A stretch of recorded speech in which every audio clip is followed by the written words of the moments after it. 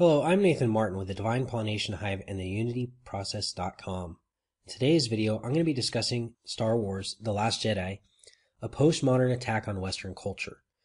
And in this video, I discussed how postmodernism was deconstructing not just Western culture, but also The Last Jedi and also The Force Awakens, and how it was an attack on masculinity. And by extension, because it's an attack on masculinity, it's also an attack on femininity. And now in this video, I'm also going to be addressing a bunch of the comments that I received so that we can kind of work through them and give some replies. I've replied to some of them anyways, but I'd really like to kind of go more in depth and discuss it with you guys.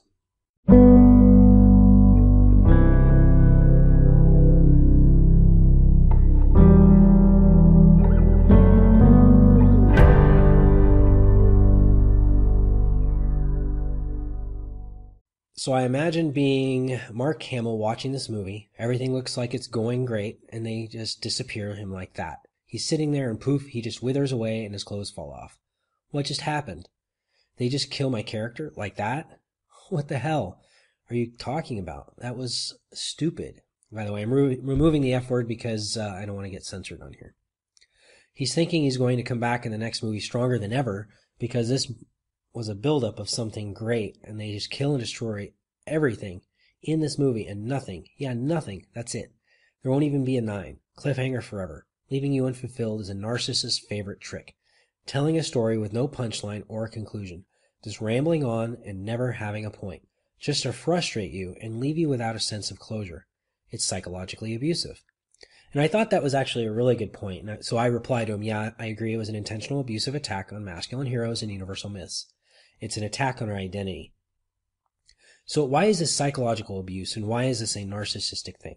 Well, because they're leading you on. They're thinking you're thinking that's actually going somewhere, because in your mind things have like a beginning, a middle, and an end, and you progress through the story. But when things are not making sense like that, and there's plot holes, some plot holes are just errors in logic, but sometimes plot holes are there to actually psychologically mess with you and to mess with your mind. It's creating intentional plot holes to confuse and create dissonance in your mind. And dissonance means that it's a lack of harmonious vibration. So if two different vibrational tones, especially in music, are put together and they don't harmonize, they're dissonant, and it creates dissonance. They're not harmonizing together.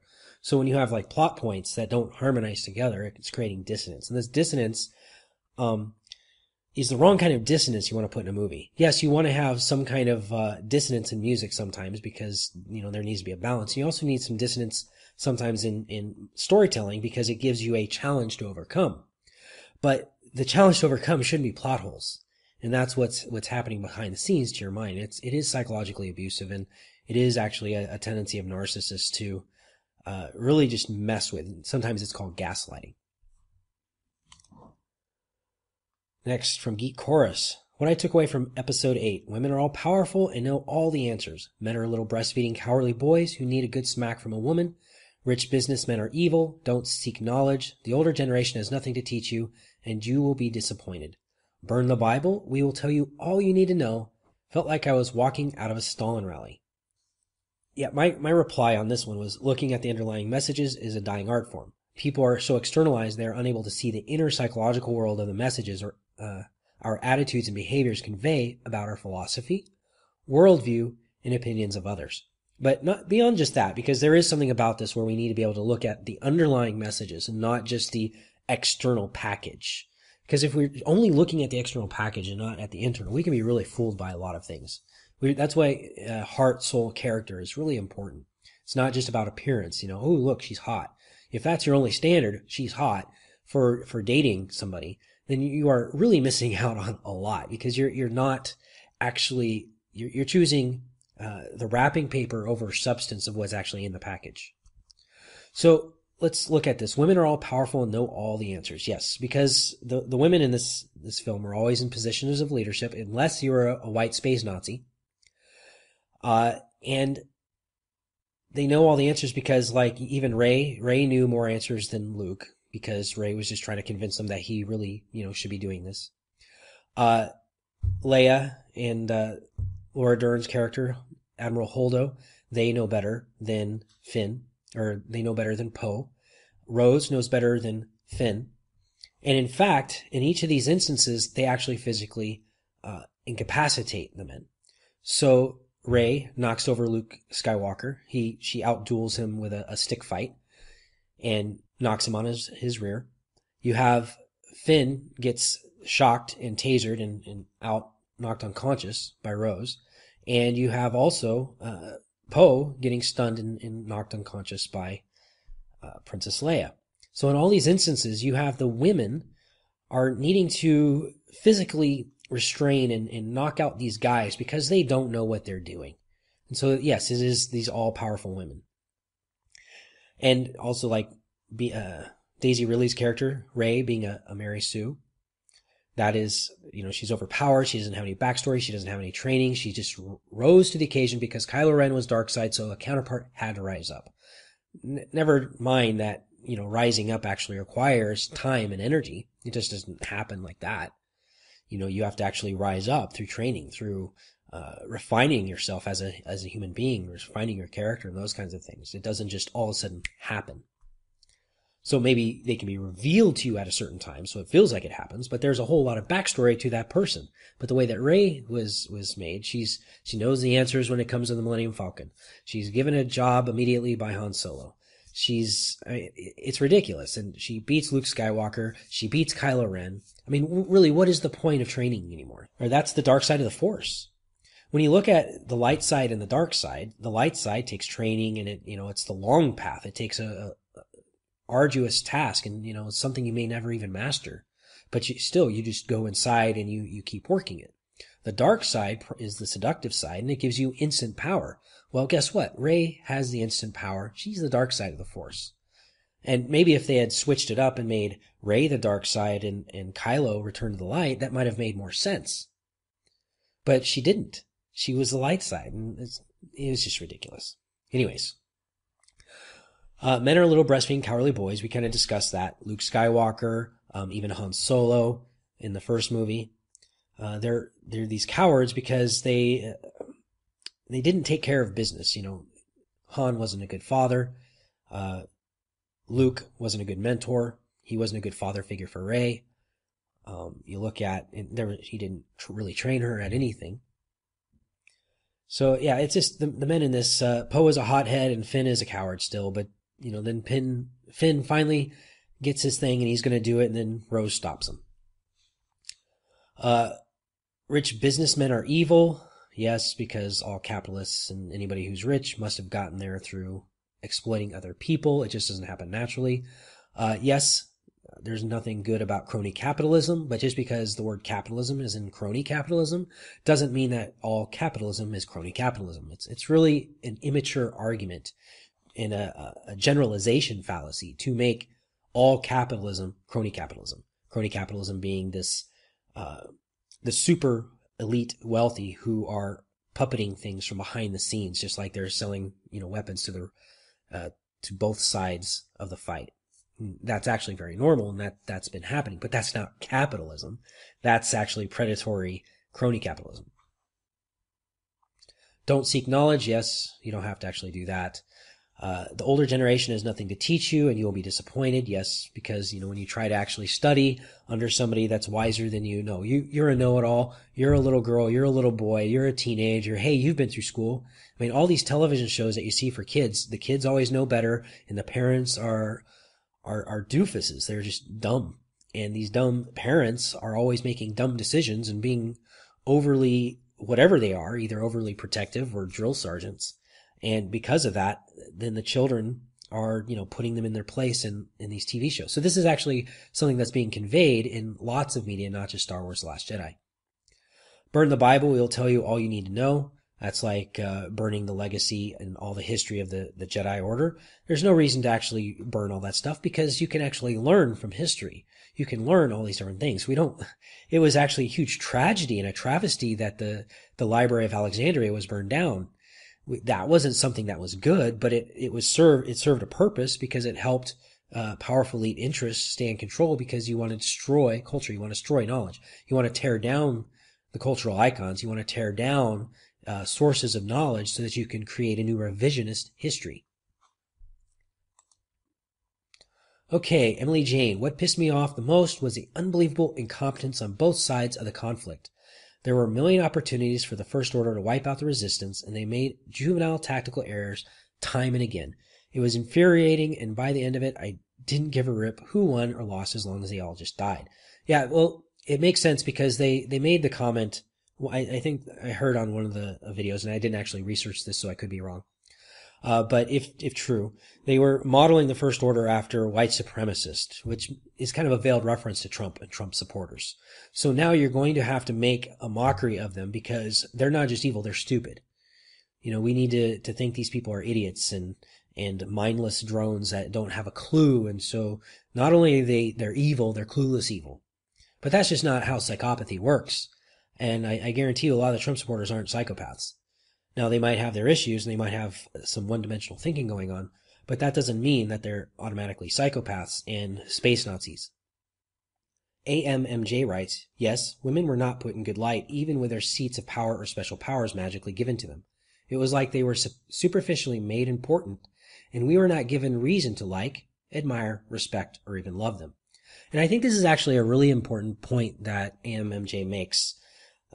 They're given these powers, but they didn't earn them. They're just magically given to them, these seats of authority.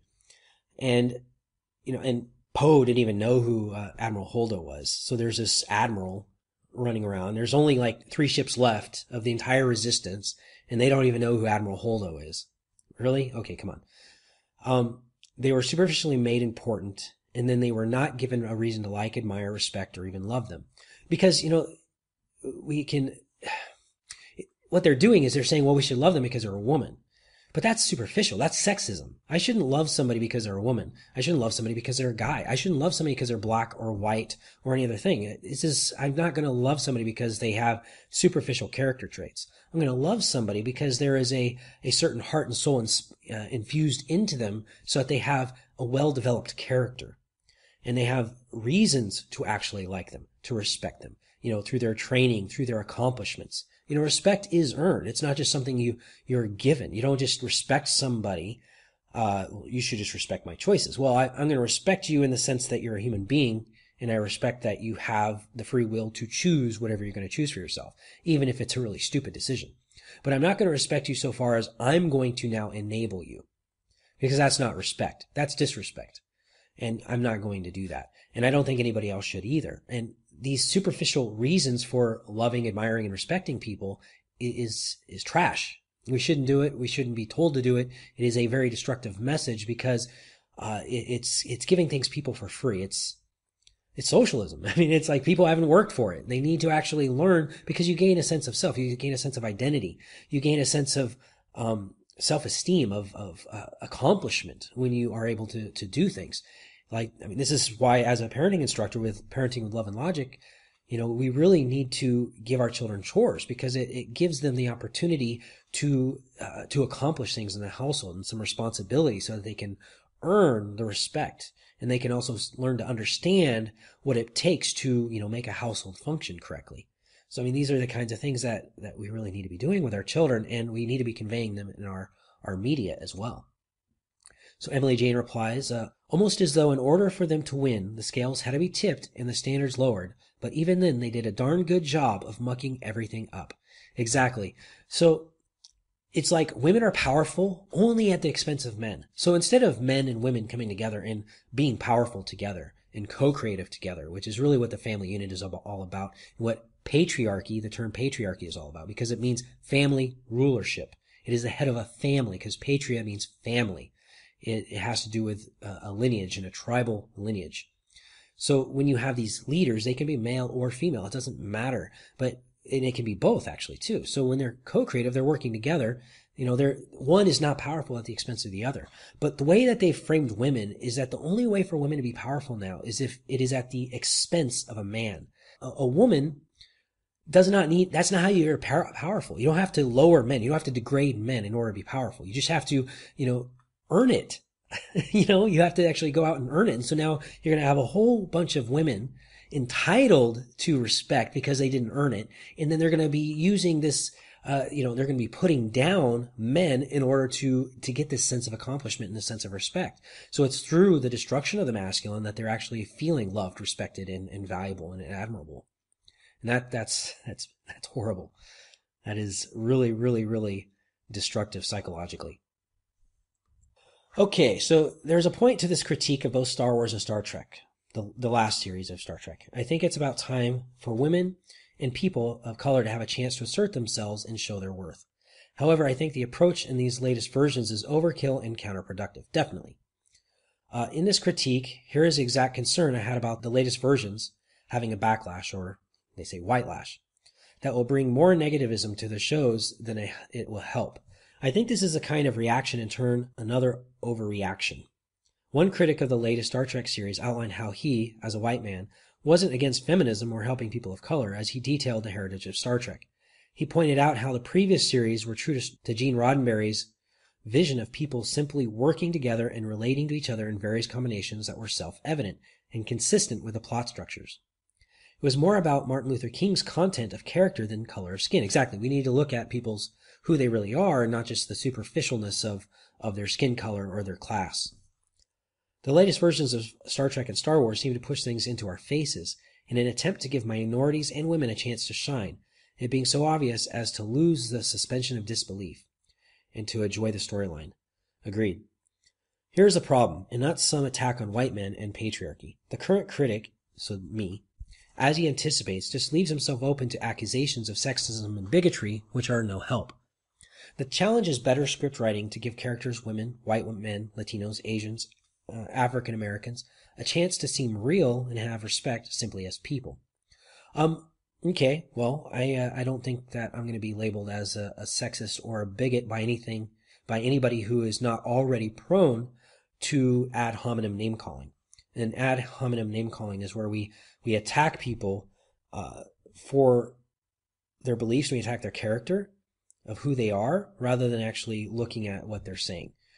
If you say, "Oh, you're a fascist because you are not, you're right of center, or you're not left." Whoever's not to the far left is a fascist. Even if you're still left, you're not far enough left, you're still a fascist. You're a sexist or whatever. So anybody who disagrees is that. So it doesn't really matter. I have actually what's called a multi-logical way of thinking about things. It's not on a linear scale, and I'll talk about this in a little bit, where I'm not left or right, but I'm up, down, middle, left, right, and all the points in between and the spaces in between. I'm just really more worried about the truth than some linear political spectrum. And that requires what's called multi-logical critical thinking. And so I get called that all the time. I get called snowflake by the right often. I get called a fascist by the left often. A bigot, sexist, woman hater, those kinds of things. But I mean, they're going to say those things regardless because they're just prone to that. They don't actually have critical thinking. They're attacking the character of people in order to feel, to get like a sense of accomplishment without actually accomplishing anything. So I get this sense of moral superiority and the sense of accomplishment through my attacks on others. And if that is their part of their makeup, that's who they are, and that they don't know how to actually accomplish things for themselves, and they only know how to feel good about themselves through taking down other people, such as I was talking about in the last comment, where women are being told to become powerful by harming men, by attacking men. Their identities are already really in that. It's really stuck, and I'm not going to change that at all. So if they're already prone to it, I don't really care. That's why I said I don't really care what you guys think. So, and I don't care what people who are prone to ad hominem attacks think, because their values are built upon harming the character of others to feel morally superior and to feel a sense of accomplishment. Okay, Nicholas, what a coward you are, deleting any comment that disagrees with you. You admit to being an intellectual coward 2 minutes in. How pathetic. I don't care what you have to say past that point. Okay, so I do say this. It's called having minimum standards of relating. I do not argue with children about why it's bad to have too much candy because they do not have the psychological capacity to understand me. Snowflakes, which are the equivalent of emotional children, do not have the psychological capacity to understand me either. Like I was saying just in the past comments, When people are attacking others for being something, without listening to their argument or whatever, and they're not really providing an argument, they're not providing any detailed points, they're not actually doing anything, they're just attacking. They're emotional children. They're literally, their identity is hung up, and their capacity for feeling valued and loved and worthwhile is all built upon other people being torn down. It's a victim identity. And I'm not going to suddenly rescue them from their victimness. So I'm just going to delete it. It's a waste of my time and energy. When a child argues with me about, wanting candy, I'm going to say, okay, well, that's nice. Thanks for sharing your opinion. And they can keep trying to argue with me, but I'm not going to reason with them because they're children. They don't have the cognitive abilities yet to actually go into reason. The frontal lobes of the brain don't turn on until they're 8 years old at a minimum. And even then, you don't argue with a part of a person that wants to be enabled, because that part only wants what it wants. It doesn't know how to reason. It's using what's called emotionally motivated reasoning. And emotionally motivated reasoning is where you feel a pain, and the pain center of the brain actually lights up, and you come up with a story or some reasoning to get you out of that pain. And then you get a reward in the reward center of the brain. So in no part of this whole process of emotionally motivated reasoning is the logical capacity, the part in the brain that fires up the logic, actually being used. So they are creating logical reasoning without actually using the logical part of the brain to justify their emotional attachments and their needs. And what is the need? To stop the pain, to find relief, to take a pill and to get rid of the pain. And that pill is attacking you. That pill is coming up with a story that negates you in some way, shape, or form, because they can't handle the deeper levels of actual truth, because they themselves don't know themselves. They haven't looked at themselves. This is why I think it's so important to really work on yourself. Now, I'm going to open up another picture here, and I'm just going to give you what I post on people's comments when they're a douche. You are receiving this message because you failed to post a thoughtful comment and have violated the Divine Pollination Hive's minimum standards for a reasonable conversation. You have therefore been muted on our channel. Yes, I can do that. I can mute people. If you would like to interact with us and with the others here who are interacting in a healthy fashion, then you will need to adhere to some minimum guidelines and reply to this comment in a thoughtful manner. To understand our minimum standards, you can visit criticalthinking.org and study the 8 intellectual character traits and the 8 intellectual standards that make up a healthy individual who is capable of engaging in healthy dialogues. Additionally, ad hominem name-calling, which is attacking the character of a person rather than disagreeing with and discussing each other's viewpoints, is not allowed. We appreciate your viewership and look forward to interacting with you again once you are able to meet our minimum standards for a fair-minded discussion. So, first of all, the 8 intellectual character traits and the 8 intellectual standards. These are guidelines that make up, as a baseline, how we interact in an intellectual manner with other people. And the intellectual character traits are things that you work on as you implement standards in your thinking. So we do emotional process work. So when we have a trigger, emotional trigger, we do what's called emotional freedom techniques, and we work through these triggers. We tap through them, we discuss them, we use Socratic questioning on them. We try to understand what is the core reasons and the thought processes and maybe even childhood experiences and messages from movies or culture or whatever that infuse those into us so that we can work through and shift our perception just a little bit.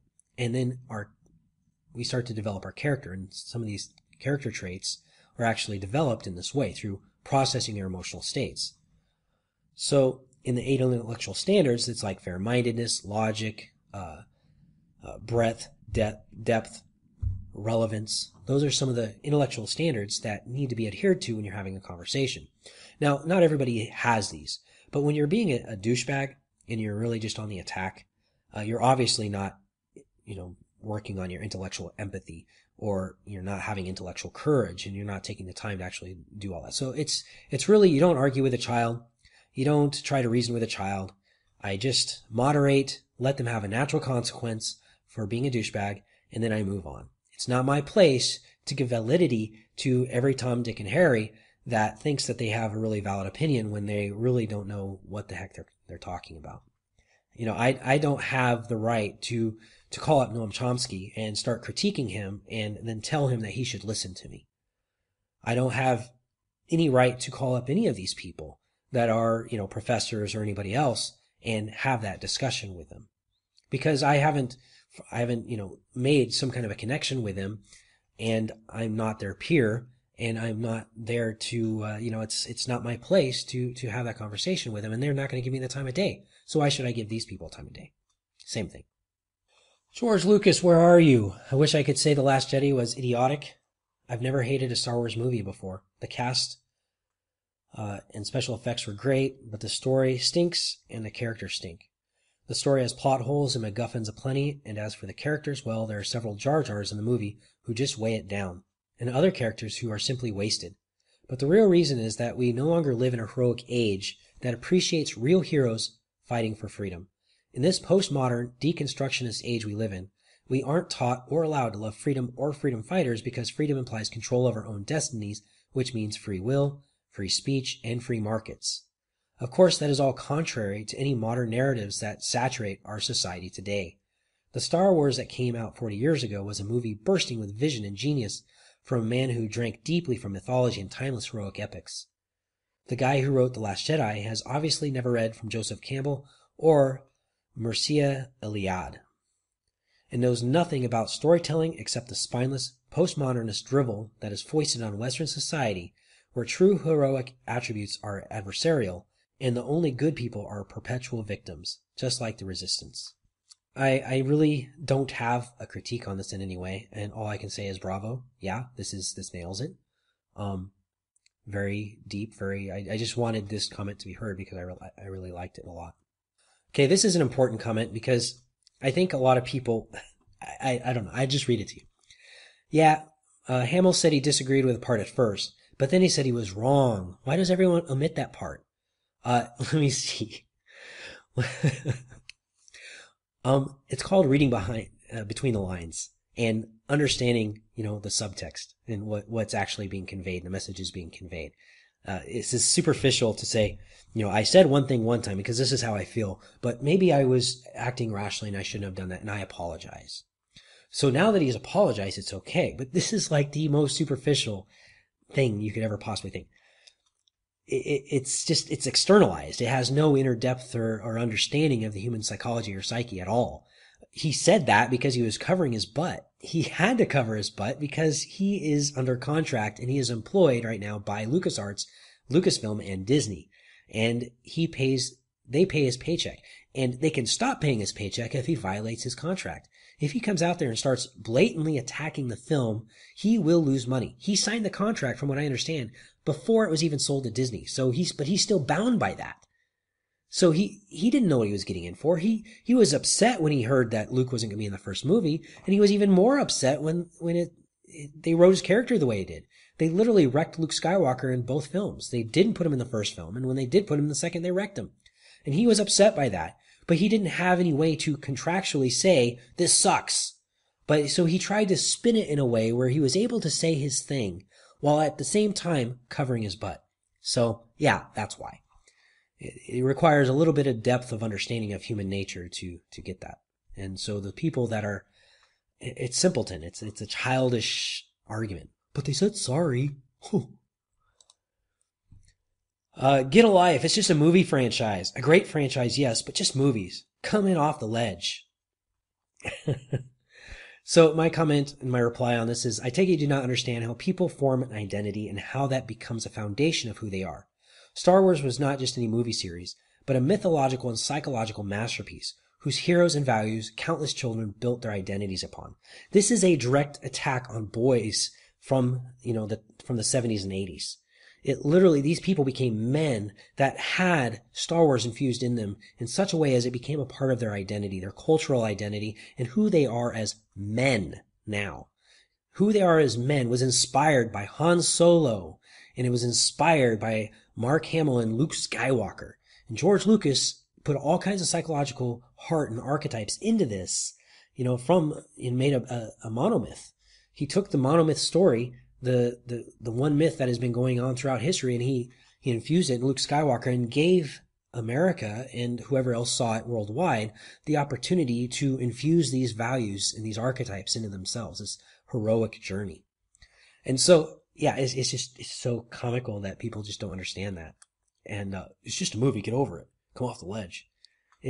You have no understanding about how identity is formed as a child and how important it is to their stability as an adult and how important it is to making them, in influencing them in the decisions that they make. Attacking this is like gaslighting. It is literally an attack on the masculine psyches of everybody who idolized Luke Skywalker. Thank you for this video. You put into words exactly what I've witnessed happening more and more over the years. I was born in the 70s, but I'm an 80s kid. Same here. I have always loved Star Wars, but after The Last Jedi, I'm done. Same here.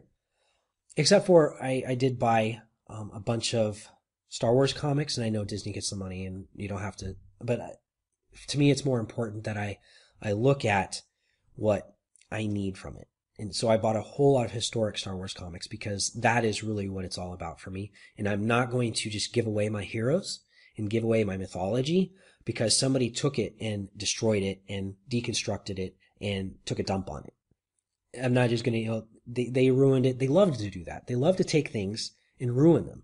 I mean, even Egyptian culture, the Egyptian gods were never literal gods in the first place. They were archetypes and psychological things and psychological understandings, and Carl Jung actually talked about this a lot.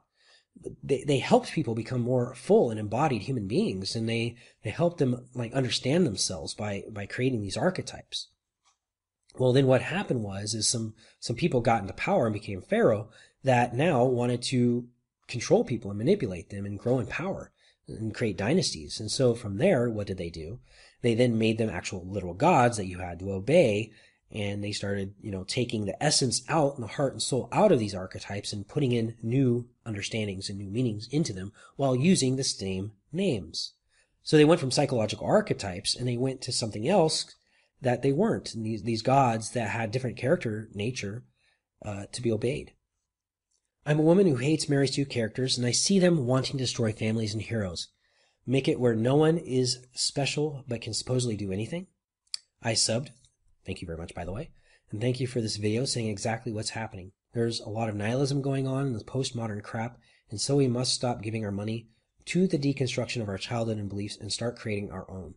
Yes, I definitely believe we need to create our own, and we also need to hold on to the old aspects and not just divorce Star Wars, but because we can still keep the part of Star Wars that is pure in ourselves. We can still love that. We just don't have to give money to the new stuff. I'd love to see a new young George Lucas type create a new Star Wars for kids to have something with hope and meaning. I would love that too. Thank you very much, Natasha. Punk Rock Secrets. I've been trying to share the same analysis regarding the film's post-structuralist, post-modernist deconstruction. And all I get in response is, oh, you just hated it because you're a fanboy and you didn't get what you wanted. That's hilarious. Yeah, I mean, that's really, it's just prepubescent logic and reasoning skills. And this is the snowflakes that I won't deal with. You're just a fanboy. Oh, really? Well, you're just an idiot that doesn't know how to think, and your one-dimensional linear logic isn't going to cut it. Go follow the propaganda. Go believe whatever you want to believe, but it really has no concern to me because, it's not because I'm a fanboy. It's actually because I'm a philosopher, a critical thinker. I'm very much into psychology, and I love mythology. And so because of all these things, I like what George Lucas made, and I'm not a fanboy. You fail as a Jedi. You must not give up hope on snowflakes, SJWs, postmodernists, feminists, far leftists, socialists, communists, etc., etc. You water plants that need water. You don't water plants in the rain. You must believe they can be saved. The light exists to illuminate. It does not exist simply unto itself. Well, I'm going to disagree with you here because I have what's called minimum standards of relating. I mentioned that earlier in a comment earlier, that people have to rise up to my level if they're going to want to talk. They're going to have to actually see that I have something to contribute, and they're going to have to, ask reasonable questions and not just argue. There's a big difference between people who are arguing and people who are disagreeing. Disagreeing means that, there are points that you make that are right, there are points you make that are wrong, but an arguer just says everything you say is wrong and I'm going to show you why. Or they don't even show you why and they just attack your character. But I'm not here to get abused, and I'm not here to try to convince them that they should be nice to people and play because they're little children, and it's not my job to do that with little children. My job is to give them a natural consequence. and have boundaries and to protect myself and thrive. I don't have time to waste energy on these people. Man, I cannot thank you enough for making this. Like, literally everything you said is exactly what I noticed and what I've been telling my friends. I spent this year reading the works of Joseph Campbell and Carl Jung, watching Jordan Peterson videos, studying myths, archetypes, etc., and the cynical, postmodern, nihilistic, deconstructionist agenda Ryan Johnson had was immediately apparent to me and completely unforgivable. I am relieved I'm not the only one who thinks this is more than merely a bad Star Wars movie. It's symptomatic of a spiritual sickness in our culture, and it's pushing the subliminal, sinister narrative. Unlike other countries, America never really had a mythology or ancient tales that bind us together. Star Wars kind of is our mythology. The fact that it could be so blatantly destroyed like this is damning indictment of our spiritual rot. I'm so angry at how wrong this is. I don't have a real ending comment. But keep up the good work, and I'm glad I'm not the only one who noticed how deep the problem really is. Well, thank you. I appreciate the kind comment, and you are right. This is our myth. And their attack on it is attack on our identity as Americans. Because we represent classical liberalism, because our country was founded on classical liberalism, which had to do with property rights, capitalism, free markets, and had to do with, it was really the closest thing to libertarian and anarchy that they could do. But they created a very loose federation of states, and even those were meant to be very loose federations. But there was people who really wanted to centralize it again, and that's the dark side. They always do that in the West, because Western culture is controlled by some other force. Bring it up and then bring it down. Star Trek, Star Wars were made a cultural icon to be destroyed and later date to disappoint humanity. It's a psyop. Now, I gave this a heart and a like because there's actually some truth to this in other areas, and I'm not going to fully discount it because I don't have proof. And the only thing that I was talking to Aline about this, my partner, and we talked about how Miley Cyrus was made a hero by Disney, and she was like this idol to lots of little girls. And then she makes this 180-degree gotcha where she's all of a sudden now a nihilist, and she's a lesbian, and she's gender, fluid, and she's no longer a girl, but she's this woman that is very confused and distorted and walking around with dildos on her at her concerts and stuff like that. I mean, it's really a perversion. So what's happening is they're starting one place, and then they flip it on its head to cause some kind of like a psychological splitting. And the splitting makes people kind of like create a rift. So it's like breaking a mirror in half and creating two compartments, or creating a new compartment. And it's really meant to fracture the personality. And so they say that these were made that way. I don't know. But this is done, and it's having the same effect. So regardless if it wasn't that way, they've been able to take it and make it that way anyways. And so this is having a damaging effect on masculinity. Both Star Trek and Star Wars, the postmodern deconstruction, is having an effect on males in America and maybe even worldwide. Risa Craig: the only people I have known to like this film are people who either consciously or unconsciously subscribe to the ideologies of postmodernism, neo-Marxism, collectivism, neo-feminism. And naturally, they are all people with an immature psyche that demonstrates itself through unhealthy relationships and superficial ways of relating to others. And yeah, in the comments, it means that they're attacking people. So yeah, it's very, very unhealthy. And the people that I've noticed like it aren't critical thinkers or aren't too deep when it comes to it. They haven't considered it. They haven't, they don't know what propaganda is. They haven't studied Edward Bernays. They don't understand the mythologies of Carl Jung and George Lucas and, the monomyth that Joseph Campbell came up with. All these things, they don't understand any of this stuff. And it's really important that we have those contexts when we're looking at Star Wars. If you enjoyed this video, please click like. If you'd like to stay up to date with our videos, please subscribe. If you would like to be notified via email whenever we release a video, please click the bell next to subscribe. If you have any comments or questions and would like to dialogue about this topic, please leave them below. If you're interested in becoming a patron and having special access to our community, please visit our Patreon page linked below. We're Nathan and Aline from the Divine Pollination Hive and the UnityProcess.com. Be safe. Be sovereign. Be well.